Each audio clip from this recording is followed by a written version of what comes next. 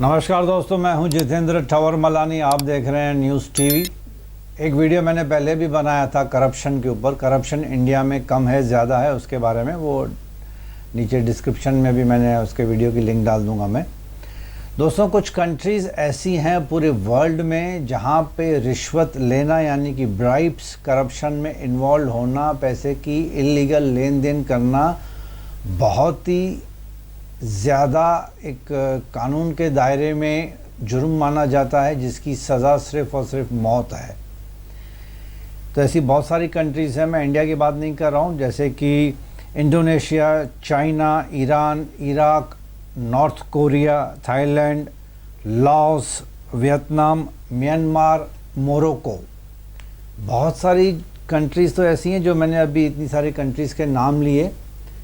कुछ कंट्रीज़ तो ऐसी हैं जो बहुत ही छोटी हैं, जो अंडर डेवलप्ड मानी जाती हैं, लेकिन कानून और लॉ एंड ऑर्डर इतना स्ट्रिक्ट है कि if you indulge your self in corruption, bribes, अगर आप पकड़े गए, बहुत बड़ा अमाउंट है जो पूरे के पूरे देश की इकोनॉमी को हिला देता है, तो करप्शन चार्जेस लगती हैं और उसमें आपको डेथ पेनल्टी मिलती है।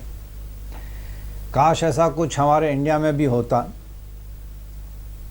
क्योंकि कभी कभी तो ऐसे सुनने में आता है कि हज़ारों करोड़ों रुपयों की करप्शन होती है, स्कैम्स जिसको कहा जाता है। पहले स्कैम होता था 100, 200, 300 करोड़ का, आजकल स्कैम्स होते हैं thousands and thousands crores, 50,000 crore, 1,00,000 crore का स्कैम। कुछ देर जेल में जाते हैं बड़े बड़े मंत्री, बड़े बड़े bureaucrats, incharges of the concern departments. कुछ देर जेल में जाते हैं, 1, 2, 3 साल के बाद फिर छूट जाते हैं, केसेस चलते हैं, पब्लिक भूल जाती है, मीडिया भी भूल जाती है, सब कुछ भूल जाते हैं। फिर एक नया स्कैम आता है, एक नया कोई ट्रेजेडी आ जाती है, पूरा का पूरा माइंड उस तरफ डाइवर्ट हो जाता है। तो खैर, मेरा कहने का मतलब ये था दोस्तों कि अगर इंडिया में भी कुछ ऐसे कानून बन जाएं जो डेथ पेनल्टी या फिर उससे रिलेटेड बहुत ज़्यादा स्ट्रिक्ट, रिगरस अगर पेनल्टी मिल जाए, तो हो सकता है इंडिया में भी करप्शन लेवल काफ़ी हद तक कम हो सकता है। तो मैं इन कंट्रीज़ का एक बार फिर से नाम रिपीट करूँगा। I was very shocked and surprise to know कि इतनी छोटी छोटी कंट्रीज़ हैं।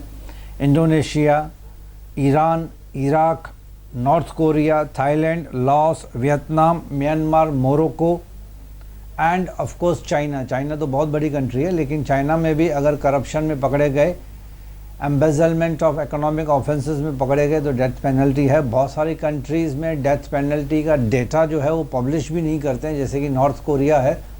अगर वो एग्जीक्यूट कर देते हैं, डेथ पेनल्टी दे देते हैं अपने किसी भी सिटीजन्स को, तो वो डेटा पब्लिश भी नहीं होता है। हमारे इंडिया में फिर भी इतनी तो ट्रांसपेरेंसी है कि डेटा पब्लिश किया जाता है डेथ पेनल्टी रिलेटेड। कुछ कुछ कंट्रीज़ में डेटा पब्लिश तक नहीं किया जाता है, लेकिन डेथ पेनल्टी बहुत ही स्ट्रिक्टली देते ही हैं वो। चलिए, let us hope for the best. हमारी जो नई सरकार है, प्रेजेंट सरकार है, काफ़ी कुछ नए नए कानून तो ला रही है and we are very happy कि बहुत ज़्यादा इम्प्रूवमेंट आ रही है। लेकिन फिर भी मेरी तो यही रिक्वेस्ट रहेगी एज अ न्यूज़ पर्सन या फिर एनजीओ के चेयरमैन के कैपेसिटी में, कि जुडिशियल सिस्टम थोड़ा और फास्ट हो जाए। जो कोर्ट्स हैं, हर स्टेट लेवल पे कोर्ट्स जो हैं बहुत ज़्यादा इंक्रीज़ किए जाएँ, ताकि जो तारीख पे तारीख वाला सिस्टम है वो रिड्यूस हो जाए और जस्टिस बहुत जल्द मिले लोगों को, क्योंकि सालों साल गुजर जाते हैं, कुछ लोग तो बेचारे मर जाते हैं, उनकी तारीख बाद में मिलती है उनको। तो फास्ट ट्रैक कोर्ट्स बहुत होने चाहिए ताकि जस्टिस जल्दी मिल सके। वो आपने सुना होगा ना, justice delayed is justice denied. तो जस्टिस जल्दी मिलेगा, टाइम टू टाइम मिलेगा, बिना करप्शन के। जुडिशल सिस्टम अगर फास्ट हो जाए तो मेरे ख्याल से जो प्रेजेंट गवर्नमेंट है, हमारी भारत की सरकार है, काफ़ी कुछ डेवलपमेंट तो लाया है उन्होंने।